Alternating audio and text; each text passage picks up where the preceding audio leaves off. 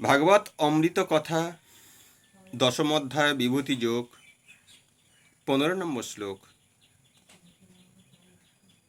স্বয়মেবাত্মানাত্মান্নয়ং বিদ্ধত্তং পুরুষোত্তম ভূত ভাবন ভূতেশ দেব দেব জগৎপতে।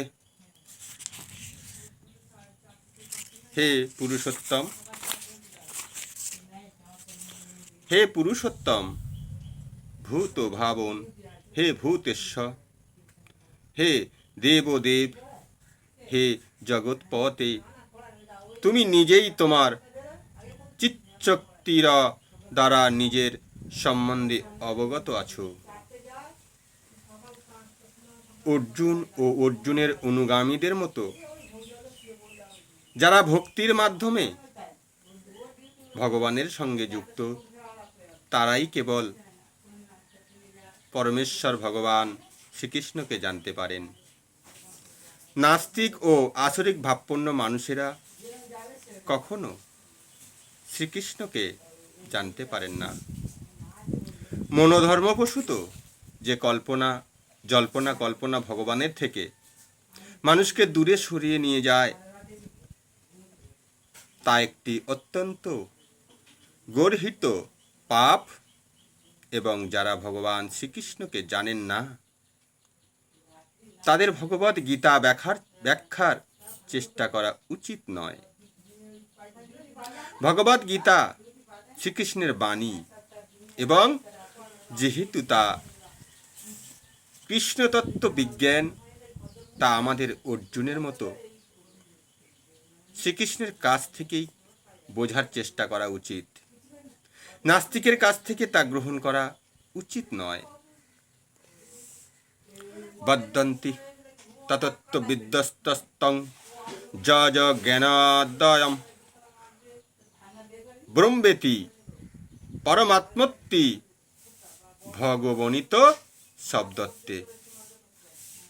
পরম তত্ত্বকে তিনটি রূপে উপলব্ধি করা যায়। নির্বিশেষ ব্রহ্ম সর্বভূতে বিরাজমান পরমাত্মা, এবং সবশেষে পরমেশ্বর ভগবানের রূপে।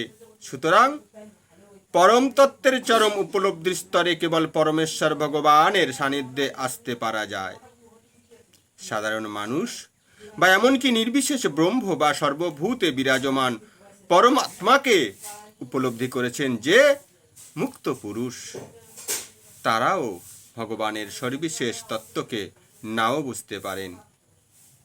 তাই এই ধরনের মানুষেরা পরম ব্যক্তিত্ব শ্রীকৃষ্ণ কর্তৃক কথিত শ্রীমদ্ ভগবদ গীতার শ্লোকের মাধ্যমে পরমেশ্বর ভগবানকে বোঝার চেষ্টা করতে পারেন। নির্বিশেষবাদীরা কখনো কখনো শ্রীকৃষ্ণকে ভগবান বলে স্বীকার করেন, অথবা তার প্রামাণিকতা স্বীকার করেন। তবুও বহু মুক্ত পুরুষ তাকে পুরুষোত্তম বা পরম পুরুষ বলে বুঝতে পারেন না। তাই অর্জুন তাকে পুরুষোত্তম বলে সম্বোধন করেছেন।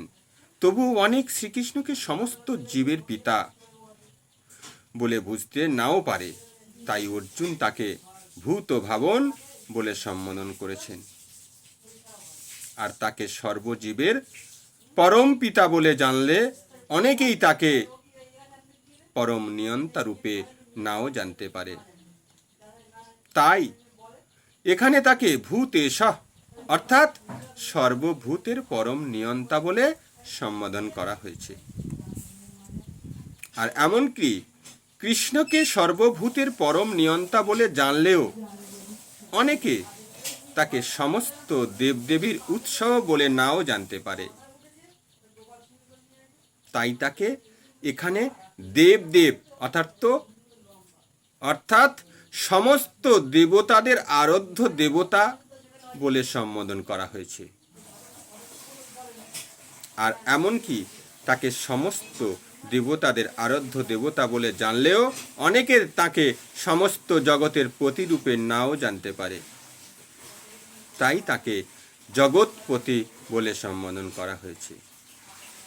এইভাবে অর্জুনের উপলব্ধির মাধ্যমে এই শ্লোকটিতে কৃষ্ণ তত্ত্ব বিজ্ঞান প্রতিষ্ঠিত হয়েছে এবং আমাদের অর্জুনের পদাঙ্ক অনুসরণ করে যথাযথভাবে শ্রীকৃষ্ণকে জানার চেষ্টা করা উচিত।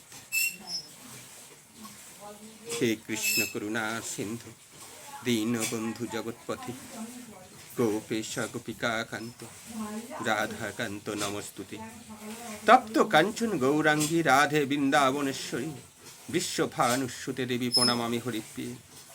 শ্রীমতী রাধারানী, যার অঙ্গ কান্তি তপ্ত কাঞ্চনের মতো, যিনি বৃন্দাবনের ঈশ্বরী, যিনি মহারাজ বিশ্বভানুর দুহিতা এবং ভগবান শ্রীকৃষ্ণের প্রেয়সী, তার চরণ কমলে সশ্রদ্ধ প্রণতি নিবেদন করি।